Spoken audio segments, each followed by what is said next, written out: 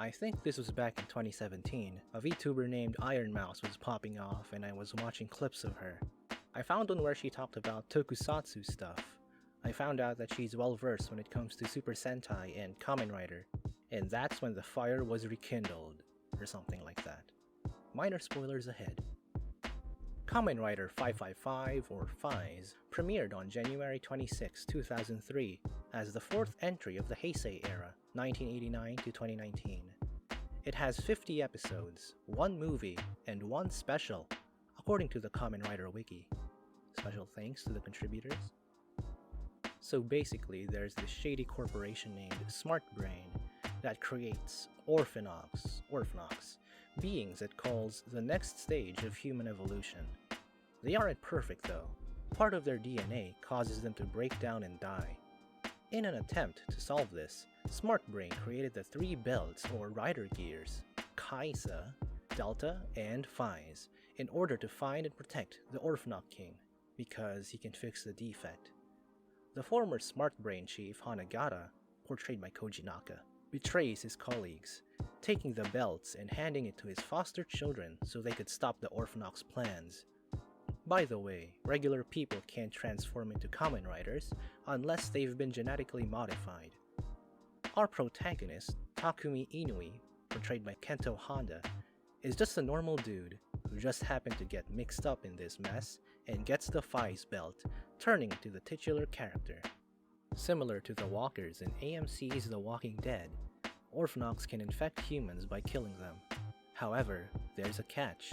Some humans can't handle the foreign DNA entering their bodies and just turn to dust. Some successfully turn to Orphanochs either through their bodies adapting to the Orphanoch fluids or having Smart Brain resurrect them manually, and some are willing to turn against their own kind. We got ruined dreams, the pain of death and time, severe bullying, and internal conflict all coming from the 3 main Orphanochs in this show. Let's start with Yuji Kiba, portrayed by Masayuki Izumi. Rest in peace. Yuji got in a car crash that killed both his parents, went into a coma for 2 years, and when he woke up, found out that his girlfriend left him for his cousin. The horse Orphanoch inside him killed the new BF and his ex, after she named him as the culprit. He then attempted to end it all. But of course he didn't succeed and woke up in a mansion funded by Smart Brain. With his loved ones dead, Yuji joined the company, but soon found out about its greater plans and decided to turn against them. A lot of things happened to him throughout the show, which I won't spoil, and his actions showed his conflicted thoughts. Are humans really worth saving? Yuka Osada, portrayed by Yoshika Kato. She had been neglected by her parents for a long time, overshadowed by her perfect half-sister Michiko. She would bully Yuka regularly and in one episode extorted money from her. All this emotional stress caused Yuka to accidentally fall down a flight of stairs, killing her. She then naturally turns into the Crane Orphanoch. Yuka used her newly acquired power to help people, but gets kicked out of the house for it due to Michiko blaming her for an injury which enraged the parents. Later on, she was teased by the school basketball team for the last time. She finally snapped. In front of all the students, Yuka morphed into the Crane Orphanoch, killing everybody, including her half-sister. She, of course, was horrified by what she just did and ran out of the school, bumping into Yuji. Yuka eventually lives in the Smart Brain mansion with him and Naoya.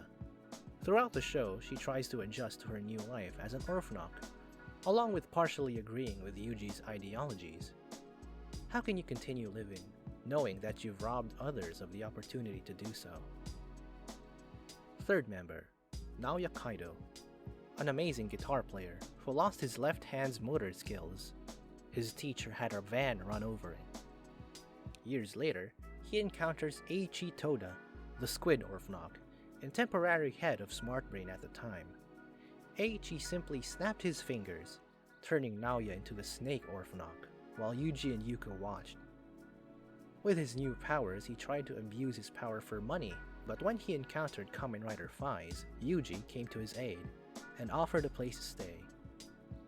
Naoya also struggled being an Orphanoch, similar to Yuji and Yuka. but he wasn't interested in protecting humans. Or so he said. The good in him kept persisting whenever he decided to do evil things, like side with Smart Brain.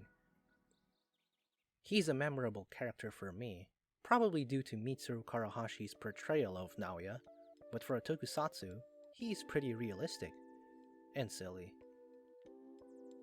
So the movie Kamen Rider Faiz Paradise Lost, cool title by the way, begins with the aftermath of an alternate ending. Smart Brain kinda won.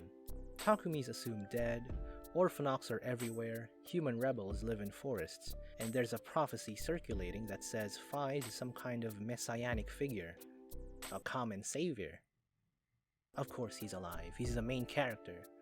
This made me remember the rebuild of Evangelion and Heaven's Feel because, you know, alternate storylines. But I'm gonna say it, the TV series ending sucks. I'm not saying Paradise Lost's ending is good, but it's better. Story-wise, it was pretty good. It's complete with flashbacks, conflicts, vague memory flashes, a bit of comic relief, and a few exposition dumps here and there. For something back in 2003, it had decent storytelling and iffy acting. I'm referring to this lady, Smart Lady. Please do not be this lady. Thank you. It's good that she's one of the antagonists of the show, because I had another reason to hate her. The actress Hitomi Kurihara did her job well because I felt really uncomfortable whenever there were close-up shots of her, or when she had to talk. Overall, it's 2003, a lot of fresh actors and actresses. It's like James Franco back in the Raimi Spider-Man trilogy. Of course, it's gonna feel a bit campy, no harm done. The suits are nice. Kamen Rider Kaisa looks cool, but I don't know about Delta. If the flashing lights that appear while you henshin are colored blue, why are your colors black and white? I also didn't understand why they didn't make their phones function like real ones. That could make the devices more functional. But hey, what do I know? What would happen if you just dialed random numbers on the Faiz phone instead of 555? What if you used Kaisa's number? What if the Faiz Axo, the stopwatch that makes the user move super quick, could be tampered with in order to increase its time limit? I guess we'll never know. I want to clarify that I love this show for what it is, but just imagine. Imagine if this was geared towards an adult audience. Would it be super heavy? Would it have dark humor? Like, come on, look at this scene.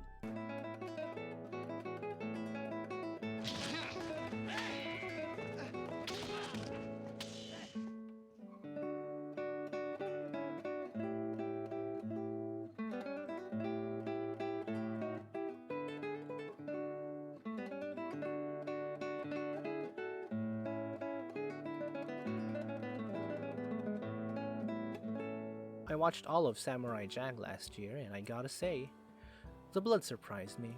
I think it fit the show, like some kind of evolution or creative freedom. Since the last season premiered on Adult Swim, I think it's safe to say that Genndy Tartakovsky, the director, could finally send off Samurai Jack with the way he wanted it to look. Anyways, yeah.